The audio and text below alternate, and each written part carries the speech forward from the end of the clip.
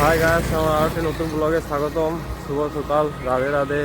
কামার পুকুরে এই যে সকালে হেঁটে হেঁটে যাচ্ছি, রাস্তাতে বাস ধরবো সকালই, কারণ 6টা বাজছে।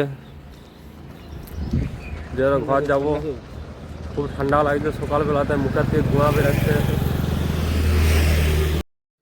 এই বিষ্ণুপুর টাউন থেকে বেরোলাম, বেরিয়ে পরে এই দেখো আমি বাসে যাচ্ছি, আর ওই ধারে ট্রেন লাইনে একটা মালগাড়ি যাচ্ছে।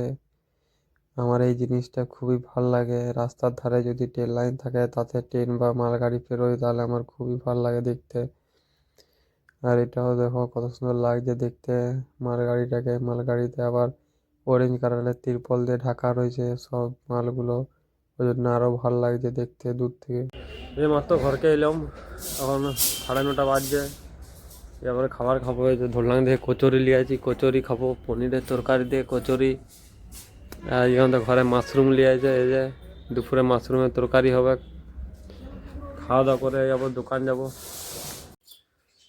এই যে দোকান থেকে এলাম, এরপরে দোকান থেকে এসে আবার চান করেছি, এবার খাওয়া দাওয়া করবো, খেতে বসেছি। এ দেখো আজকে ছাতুর বান্না হয়েছে, আর মাছের ঝোল, এটা মাশরুম ছাতু আর ভাত। খাওয়া দাওয়াটা করে নিই। এই যে দোকানে নাস্তা করবো, সন্ধ্যাবেলায় নাস্তা চলে আসে। এ দেখো মুড়ি, সবাই কাল থেকে মুড়ি নিয়ে আছে, সবাই মিলে খাবো। দোকানে আমাদের প্রতিদিন টিফিন আনা হয়, নাস্তা।